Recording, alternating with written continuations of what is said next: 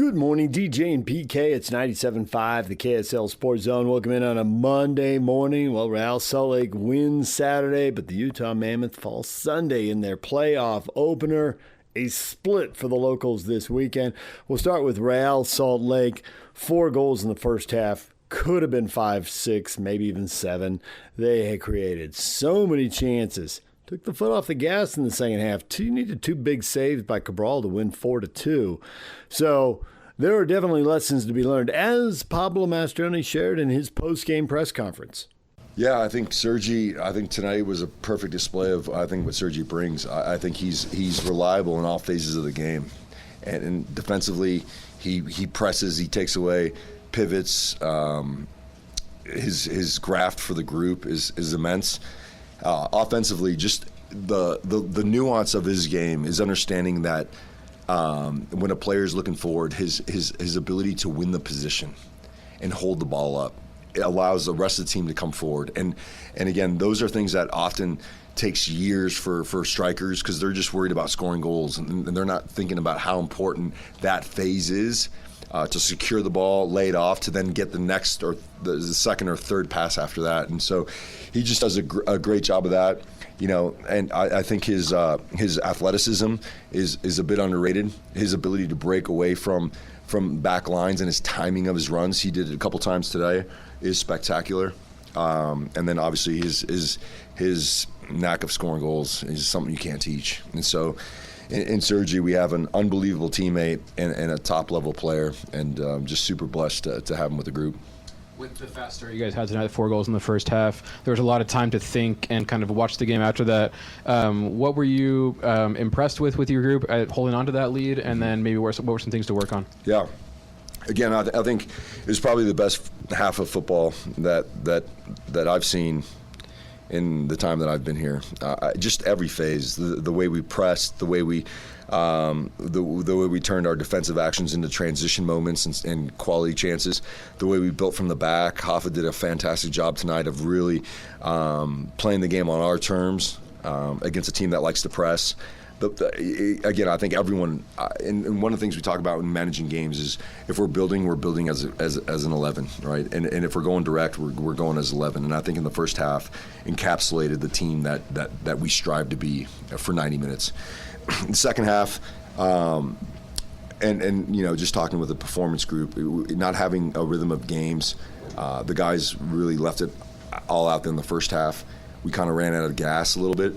And I think the disappointing part was, and this is what I said to the group, was the one thing that is super important for anyone coming into the game is not quality, it's not tactical understanding, it's energy.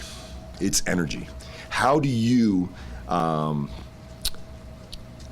bring energy to the game? And if we're in a defensive block, you bring energy by stepping up, bumping players, bringing a bit of you want to be seen. You want to infect the next guy next to you with energy, because these guys, the majority of these guys are running on fumes. We haven't had a game in a bit. The first half was a huge expenditure of energy, and I just think that some of the guys that came in didn't provide the energy that we need. And the other part of that is managing games, and we talk about it all the time, is when you have the lead, the one phase of the game that you don't want is transition. That will always favor the team that's down, because the spaces are open, we're out of position, we don't want that. Too many times early on in the first half, we were going for the killer pass. And so I think as a group, we have to evolve to understand we could have passed these guys to death early on and created much better opportunities on goal, felt really good about our repress in those actions to create, again, control the game.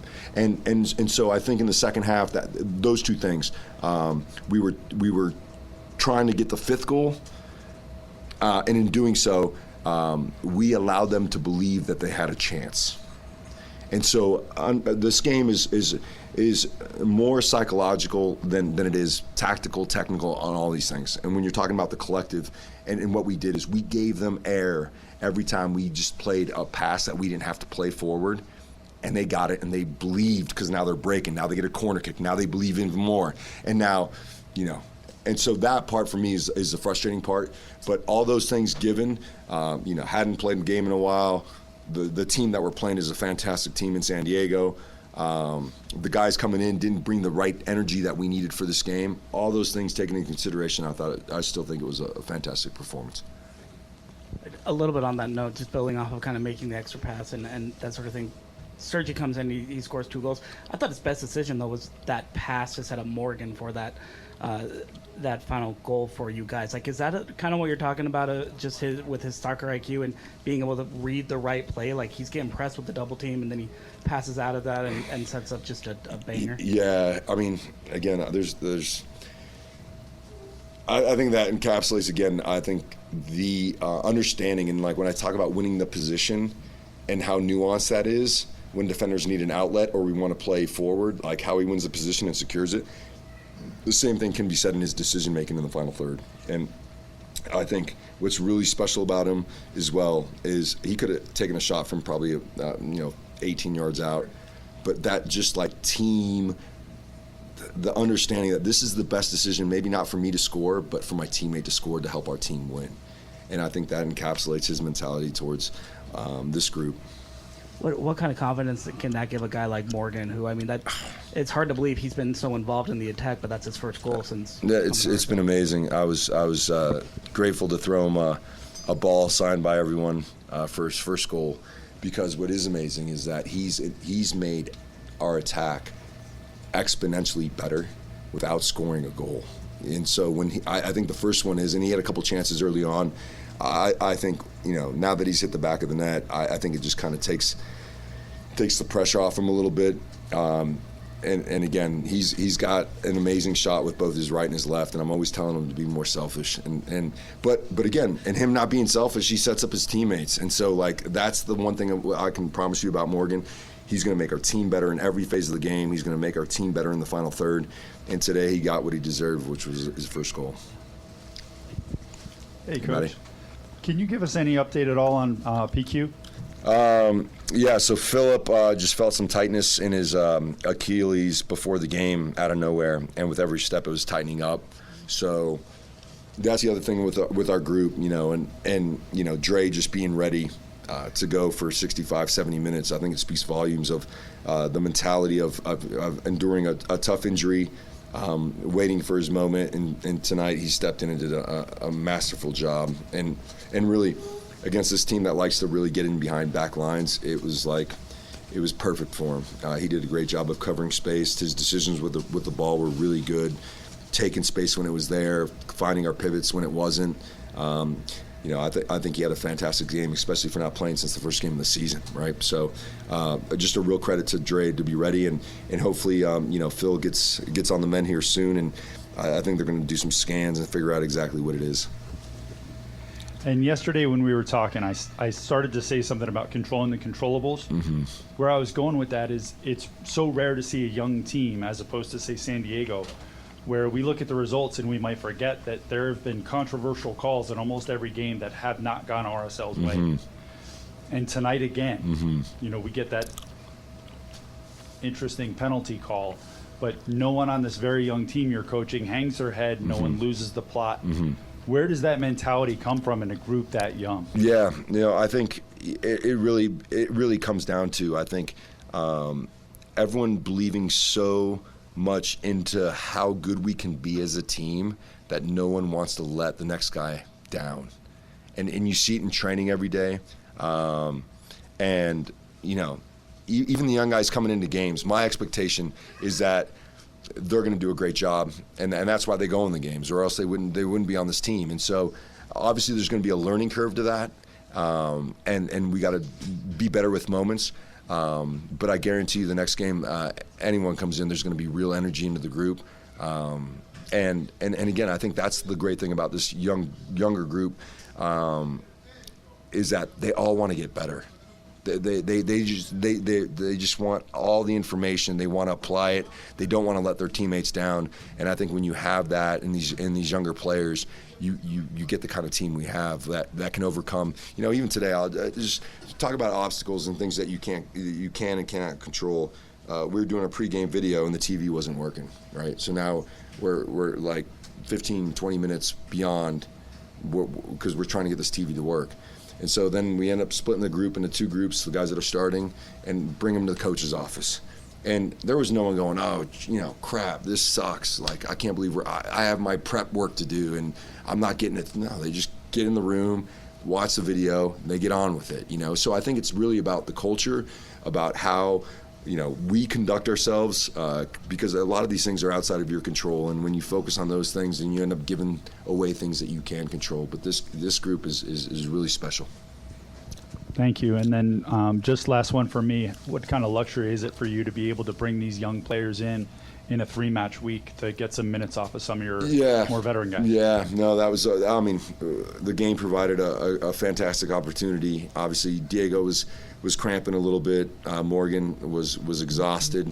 Sergi had run himself into the ground. And so just having guys that are of great quality, great character, and like I said earlier, don't want to do anything to let the team down. They came in and gave everything. And so giving those guys a break will be really important because, again, everyone's going to want to play against Miami and show their stuff. And so we'll have some decisions to make as to how we go about that. But just really good that everyone came away, other than Philip before the game, came away injury-free.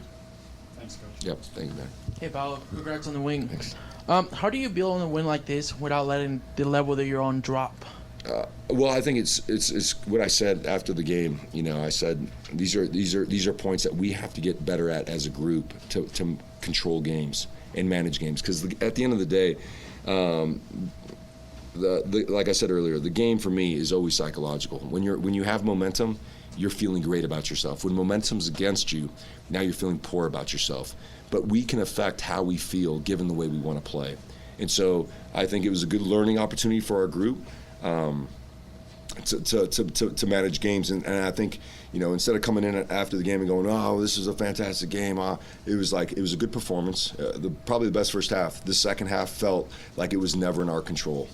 And so that's one thing that has to improve, so that we can all feel really good about ourselves coming into the game afterwards and going, even if it's a 1-0 game, we still got to control the game the right way, right, and make good decisions to help us manage those games. And so it was a good opportunity today after the game to really hit on that point, and just keep our head down, because we want to be great. At the moment, I think we're a good team, and there's a lot of things that we have to go through as a group to be great, and so there's always learning opportunities for us. Now, with the game like today, what impressed you the most, the execution or the mentality? Yeah, I think it was a game of 2 halves, really. I think the first half, the execution and the mentality was the best, again, the best I've seen in this stadium. It was, I was a fan in the first half, not really a coach. It was really about enjoying this. I mean, just the football was just like incredible. The way we built from the back, the way we created chances on goal. And then obviously the second half was a little bit different. The game asked for something different, and again, we all have to learn from this moment. But I think, again, when you win a game 4-2, there's a lot to be happy about. But I think for me, it's more content with a real roll up your sleeves mentality for these next 2 games. And my last one is, what message does this win send to the rest of the league? I don't know. I don't really. Again, those are things you can't control. We're not here to impress anybody. We're here to be the best that we can be. And the only way we do that is for all of us as a staff, for all of us as players, to show up every day with your lunch pail, understand that you want to be better than you are today, and put in the graft. And again, I think the game on Saturday is won Monday through Friday. There's no shortcuts in this sport. There's no shortcuts in life. The graft you put forth is the reward you receive in the end. And that's who we are, and that's what we're aiming to be. Thank you. DJ. Pablo, you've said multiple times the first 45 was the best 45. Was that the best the press has ever been, and did everything else that went right feed off of that? Yeah, I mean, I think it starts, again, because you know me, DJ. I talk about the front 4 being, front in this setup, it's really the front 3 being the best defenders on our team. And when Luna scores that goal from a press, it validates everything that we talk about every day. It couldn't have been better, right? And so then I think that momentum goes, okay, now Diego's pressing again, and Morgan's pressing again, and Serge is pressing again, and then you pick up second balls. And I think what really struck me is the decision making in the first half, the execution of the actions. Whether we were playing long filtering passes to our 9, Serge was holding it up, bouncing it to a pivot, out to Morgan, engaging, 2v1s in the wide areas. Everything just flowed. And the other thing that we talk a lot about is the rotations of our front three, right? There's times where Diego was on the far right, Serge was on the left, and Morgan was in the middle. And those three just having the freedom to roam, but yet executing as a team at a really high level was quite impressive for me. As good as this was, it seems like there's still unrealized potential, and partly with Morgan, because it looks like he sees things ahead of time and he's scanning the field, and teammates feel if like they're off his shoulder behind him, like he doesn't know, but he does, and he plays him the ball into space, and it caught multiple guys flat-footed. And I know you're playing a lot of young guys up there, so how quick can you get them to the point where they're seeing what he's seeing? Yeah, no, I think this is I talk about this all the time, is there's no better people to learn from. People think it's coaches, but it's really big brothers that are executing in real time. The way he trains, the way he sees passes. And before, Gozo made a few nice passes in between the lines, between their back line and their midfield line, filtering passes into the 9. And that's what Morgan does all the time, right? And so when these guys, and the way Steiny works and operates and is always head on a swivel in the decisions he makes, these are the best mentors for these younger players because they're doing it in real time. And when these experienced players with quality buy into the concept of team, now this is elite, So, I think Morgan, I think as the season goes, it'll be hopefully even sharper. But again, I think that first half, for me, it was unbelievable. All right, there's Pablo Mastroeni after RSL beats San Diego 4-2. The Utah Mammoth lose their playoff opener. We'll get to the best of the postgame show next. Stay with us. Good morning, DJ and PK. It's 97.5, the KSL Sports Zone. Well, the Utah Mammoth went to Vegas, led 1-0 after 1-0 after one period, 2-1 after two periods, and then lost 4-2. Yes, the third period goes to Vegas. Hey, don't give them a power play. And certainly don't let them score on it. And Vegas got both those things. And then a bad giveaway and a bad spot on. It's just a bad place to turn the puck over. It was dangerous, and they paid for it. So Vegas did enough little things right. They created more shots. They scored all 3 goals. They had an empty netter to wrap it up. They scored all 3 goals in the third period. So a good performance by the Utah Mammoth, but ultimately not good enough. So let's get to the best of the postgame show.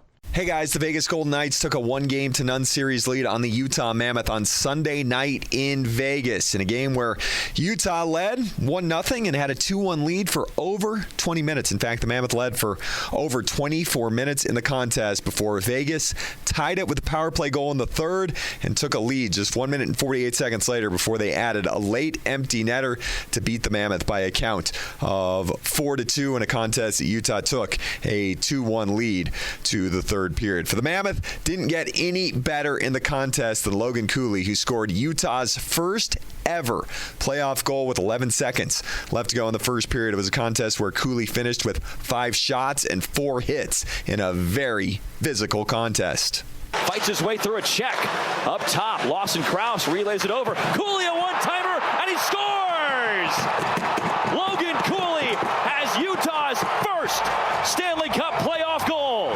Mammoth made it 2-1 just 1 minute and 24 seconds after Vegas tied it early in the second. This is pushed around the wall. Stenlund towards the front. Rebound. It dribbles in, and they score! The Mammoth get a lucky bounce here in Vegas. But as we said, the penalty led to the Vegas power play goal, top 10 in the NHL in special teams during the regular season. And then 1 minute and 48 seconds later, a giveaway. And before you knew it, Utah was trailing for the first time on the evening. Game 2 of the series coming up on Tuesday night in Vegas. 7:30, the puck will drop here on 97.5, the KSL Sports Zone with Hockey Night in Utah starting at 6:30. Huge game from Logan Cooley in his playoff debut. We heard from the 21-year-old after the game. Utah's best player without question, best player on the ice for either side through the first 40 minutes. mission. What did you, I guess, learn about yourself in this game, but also, the overall experience of your first playoff game in the NHL? Yeah, I mean, I think, right from the start, I knew it was going to be physical. A super fast game, not a lot of room out there. And I think early on we did a good job of, playing our game, playing our style. Then maybe let off a little bit towards, the third, and it cost us. But, it's a long series, and we just got to regroup and clean up a few things. It was very tight out there. How can you guys generate a little bit more against that Vegas defense? Yeah, I mean, I think, for us, we're, like to use our speed and transition, and that's when we catch teams. And like I said, I think early on we did a good job of that, and maybe kind of got away from it a little bit. But, we'll see what we can do better and refocus, regroup, and be ready to go for game 2. Getting and Jersey back in the lineup tonight, what did they bring? Yes, Banner is such a physical guy, brings a bunch of energy. He's a guy that, we kind of need in our lineup to, he helps get us going when, things aren't going our way. And Durs, too, really good at moving the puck, getting up in the play, creating offense. And I thought they were both really good tonight. Did your goal help settle you into your first playoff game? Yeah, I mean, it's always nice to get on the board early, but I think after the first shift, you get into it, maybe get a few bumps, and it's just another game. So at the end of the game, there was a lot of physicality, but you guys really stood up for yourselves. You're proud of what you guys kind of finished out that game? Yeah, for sure. I mean, it's the playoffs. It's physical.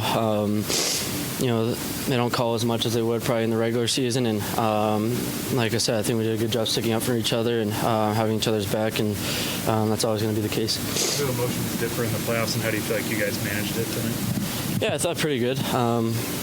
There's going to be guys that grab you and try to bring you into the fight, and you got to make sure you're sticking up for each other, getting each other's back, and I don't know. I mean, I think we did a good job of that, handling that the right way, and just got to make sure we're controlling our energy too. That might have been the meanest I've ever seen you play a hockey game. Is that a side of you that the fans have yet to see? And are we going to see more of that going forward? I don't know. I mean, it's the playoffs. You're playing for the cup. You're doing whatever you can to help your team win, and if that is physical or scoring, playing good defensively, whatever the team needs, and I think that's our mindset in this locker room too. It's all about the team focus and trying to win game 2. Nate Schmidt, a playoff veteran, played in his 100th career Stanley Cup playoff game on Sunday night. He played 47 of those with Vegas in their first 3 seasons, and he picked up an assist on that Cooley goal that made it 1-0. Let's hear from Nate Schmidt after the contest on Sunday. I mean, this is a long series. That's what we planned on it to be. There's a lot of lessons to be had tonight. Our effort was there. There was some momentum swings. That's the playoffs, and they scored a power play goal to get it even there early in the third, and I think it tilted the ice a little bit for them. And I liked our response throughout the last little part of the game. But there's things to build on for game 2, and I think some of our guys tonight, got a taste of what it's like, right? And all the emotional parts of it, and the exciting, that is playoff hockey. So, I'm excited for it to be a long series and for game 2. What can you say about a guy like Logan Cooley, who obviously has not played in a playoff game before, elevating the way he did tonight? Yeah, I think he is a player that's ready to take that step on the center stage here in the playoffs and be like a guy that commands a lot of space out there, and he really makes a lot of plays for guys and creates space for people. I love his game. I love that his tenacity around the puck. He's not someone that's going to shy away from it, and that's what I love about him. That's what I think, as we go on here, he's going to get show more and more, and those are some young legs that are willing to do the dirty work, which is something that, is really important this time of year. Guys are willing to stand over the puck and be willing to take the abuse, and I think he will. You're right there with them, and it's just a couple little plays, right? Like it's a rebound on a power play, it's a deflection. Yeah, it's a good game. It's a good game.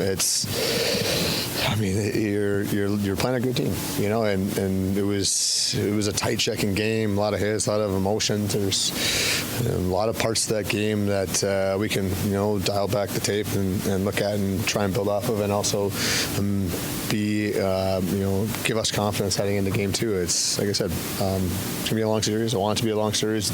I want our guys that want that too. That's the type of atmosphere that you want to be part of. We've talked a lot about the leadership that guys like yourself bring that have been deep in the playoffs lots of times before.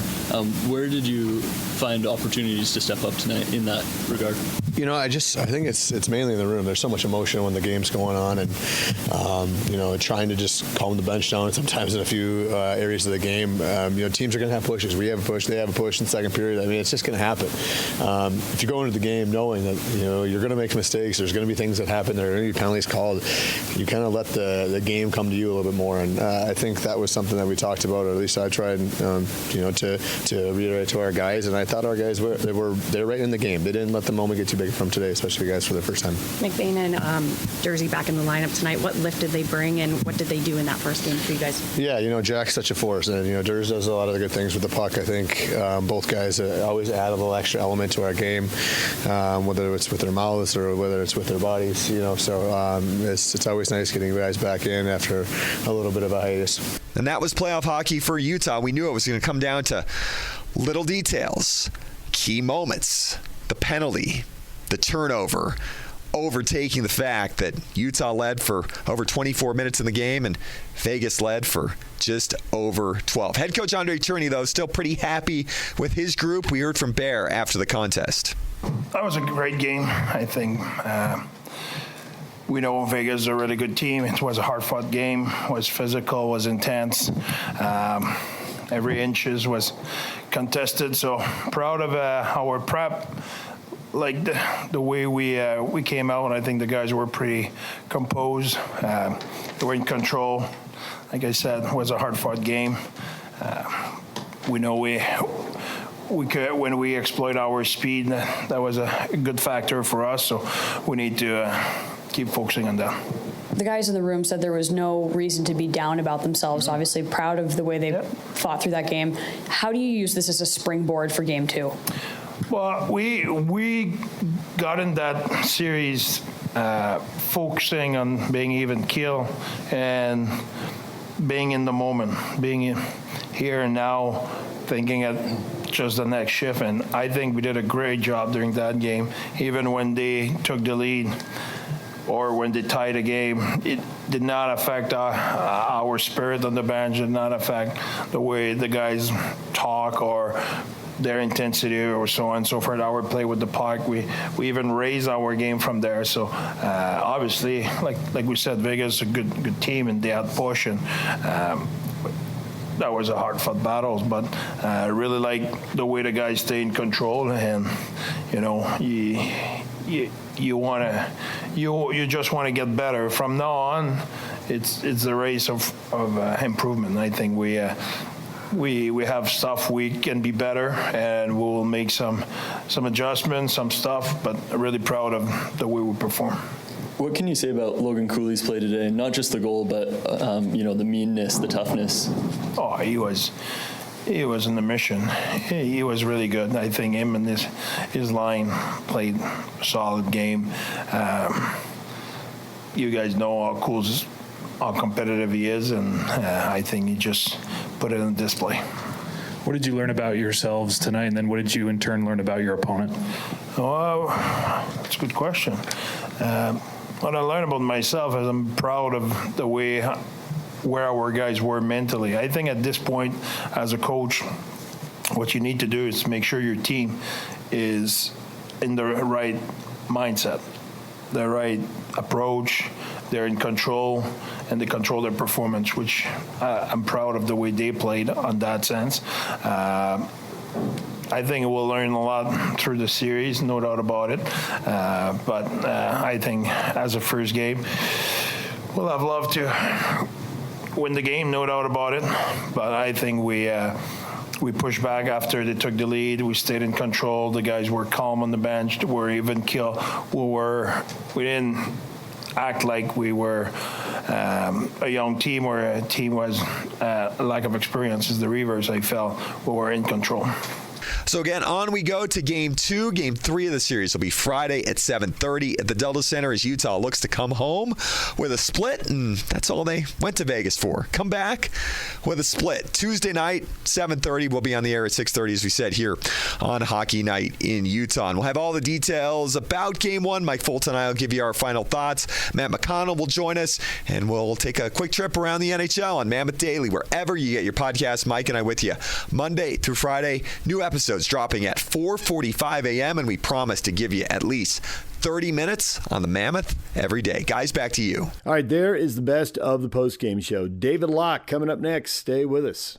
Good morning, DJ and PK. It's 97.5, the KSL Sports Zone. David Locke joined us late in the show on Friday as we head into the Jazz offseason and the NBA playoffs. Here's our conversation with David. What is the most exciting thing in your life? My wife is getting better after surgery. She's not good. That's awesome. But she's better. So that's awesome. That's great. Patrick Kinahan, what is the most exciting thing in your life? I go to the basics to be able to walk. So many people can't walk. And if you can't walk, that just destroys your ability to enjoy it at a level that I do. So I never take for granted the simple ability to be able to walk, to exercise, to play golf, to stand and do the things that a lot of folks can't do. And so I take it down at the bottom level. And if I got that, then I can build upon that and enjoy some other stuff that may come. But the essence, the day-to-day stuff, if I'm cool day-to-day, well, then obviously I'm going to be great when I'm going on an around-the-world vacation, which I'll never take. But you get the point I'm trying to make. Yep. I love it. I ask this all the time now, and I think it's really interesting. I love it because it's actually super selfish. I'm an extrovert, so I get somebody else telling me what makes them happy, which gives me energy, so it's actually super selfish. But somebody the other day answered that their ability to think ahead and their ability to improve. And I was like, oh, that's an awesome answer. So, yeah, I love it. Thank you, both of you, for sharing. I greatly appreciate it. David, let's start with a question I think that everyone's trying to assess. The Jazz young guys, especially the ones they've drafted and the ones they've been developing, do you have a really good feel for who the Jazz coaches and executives really trust to play at least 20 or 25 minutes a game next year on a 50-win team, if that's the goal, whether they get there or not? But they feel comfortable plugging them into how many of the guys are they sure of? How many guys are they questioning? How many guys are they ruling out? After 82 games of investing, a lot of losing and checking these guys out, what do you think they think about how to plug these guys into next year's roster? So I don't want to make this – I'm a little nervous to answer this question because the way things go viral. With my friend Angie Mentic living it right now. So you had an interesting word in there, which was questioning, right? Mm-hmm. Didn't you say the word questioning? I think they question whether any of them can play 25 minutes on a 50-win team, including Keontae. Like, I'm not trying to be negative, but one, the first premise is trying to what we've been doing for the last 3 or 4 years, and it's led to great development, and that's why you do it, is really easy. Have you seen these games the last few days? Yeah, unfortunately. Like, we've never done that. Denver, San Antonio regular season, our guys have never done that. None of our guys have. Jaren's won one playoff series. It's the only guy in the whole roster who's won a playoff series that's going to be on the roster next year in all likelihood. I mean, or core guys, right? So, I mean, I think we should be legitimately questioning whether any of them can. Like, I don't know if it's a really good metric or not, but for 2 years in a row on Taylor Snar's dunks and threes, Keontae George is the worst defensive player in the NBA. So I don't know if that's fair. Last year he played without a center, and it wasn't a team constructed to play good defensively. But if you're using the phrase questioning, I'm certain that there's a lot of questioning of whether Keontae George is capable defensively to play for a 50-win team. Because if he's actually the worst defensive player in the NBA for a third year in a row, we're not winning 50 games. I can promise you that. So I'm not trying to be like dramatic or talk shock jockey. That's an old phrase no one uses anymore.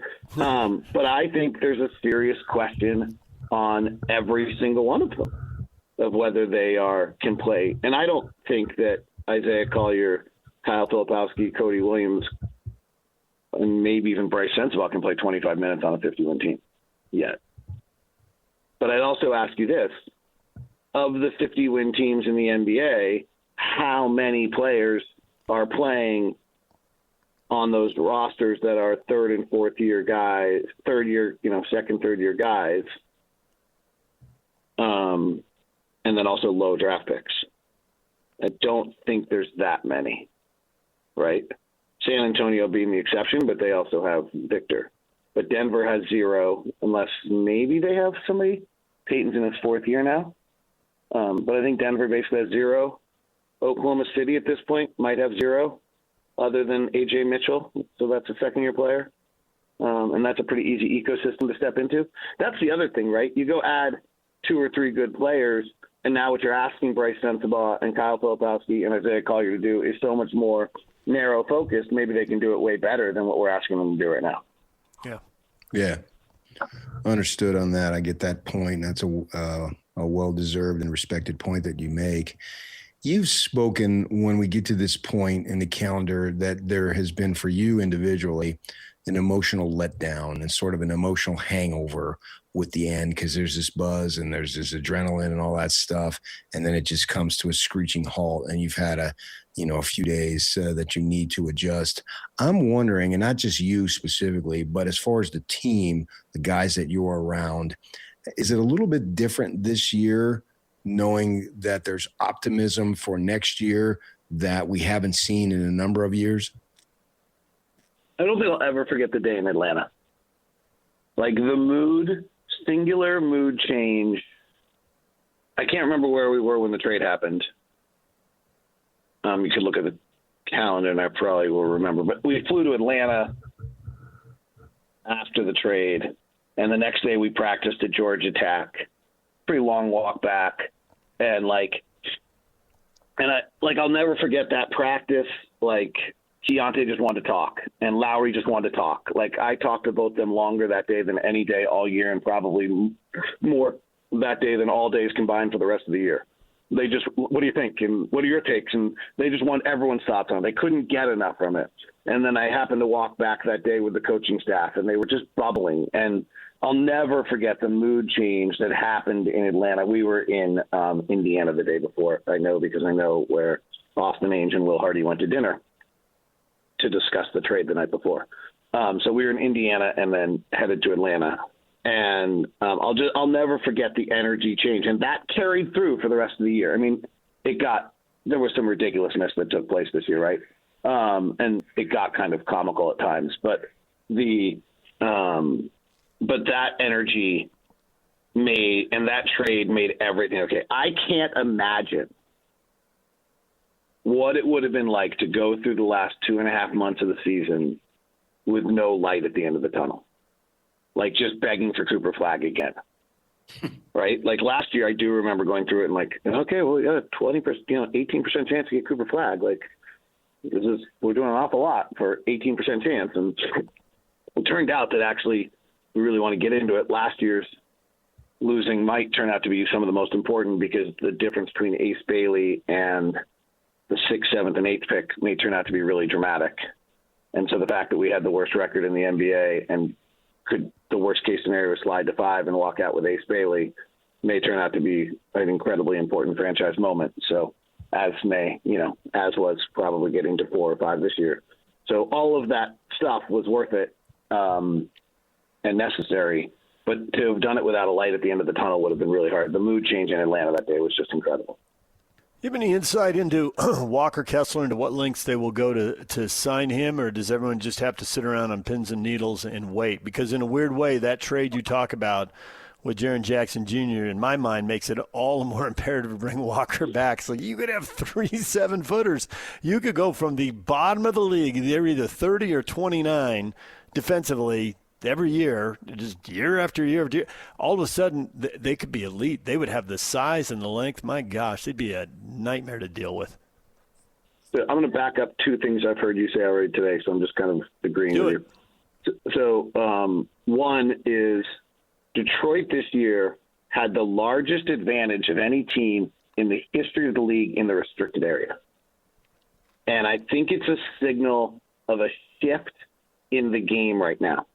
So we went through an era of basketball where shooting threes and being able to shoot the long ball was really what kind of separated teams. And Quinn Snyder's teams with a shot distribution of 40-40-20, 40% of your shots at the rim, 40% of your shots at 3 and 20 was gaining themselves a 2 or 3 point advantage every night in the regular season and winning games because their shot distribution was better than everybody else.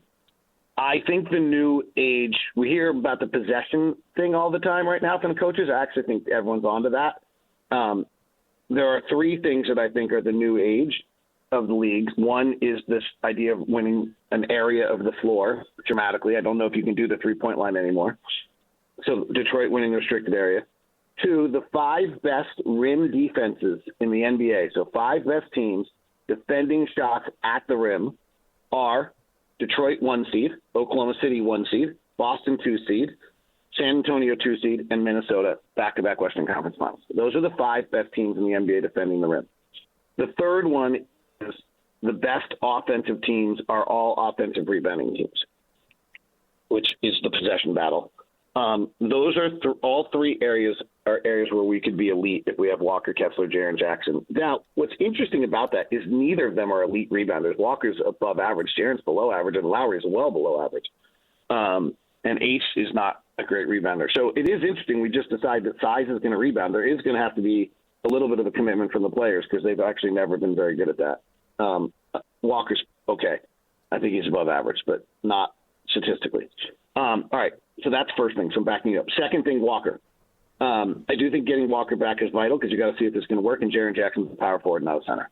Jaren can play some center, and will probably play Jaren as a 5-out center, which gets into a very interesting question of what we do about backup center and how we allocate those minutes, depending on what we think we're doing with Jaren. And that probably will be dictated a little bit by the draft. But I do think Walker's vital to bring back, and I think Walker's really good. But we are in an era, as you said earlier, and this was where you were really astute, you cannot just – it used to be like they want 30, you're going to give them 20. We'll just decide at 27.5 and just throw the extra $3 million around like it doesn't matter. Can't do that anymore. That will prevent you from having another rotation player, and that'll prevent you from winning a playoff series because money is so tight on the aprons now. And so these negotiations are going to get much more difficult today than they've ever been because the compromise of just, oh, well, we'll figure it. And the other one is we'll pay him now and figure it out later was the other approach that used to really work. It didn't work so well on Derek Favors for the Jazz, but it generally worked pretty well. And that is a lot more difficult to do now because if you go over the aprons, you're so restricted in your player movement that it's very difficult for you to be able to move that player, and then you get really caught in a bind. So this is a much more complicated negotiation than it's ever been before. Last time the Jazz as a franchise. And let me flip it. That was from the Jazz perspective. From Walker's perspective, it's a little iffy too. And that is, when was the last time you can think of a restricted free agent moving teams?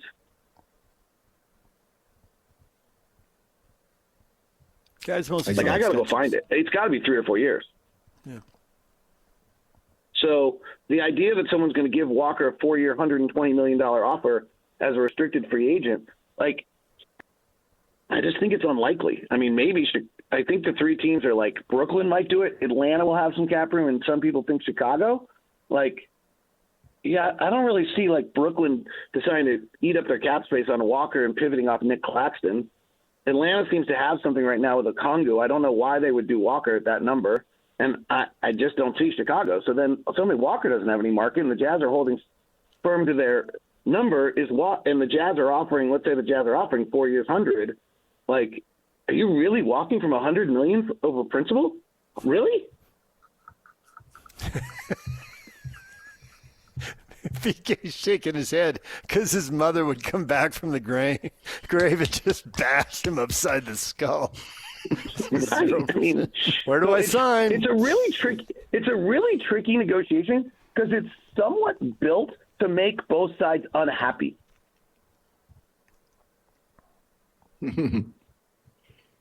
Yeah, maybe there's some satisfaction. That's what gets it across the line. Everybody looks at it.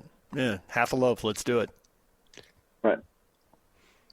So let's hope. I mean, there's been some murmur that like the league kind of thinks there's some people in the league who think it's done, but I don't believe that.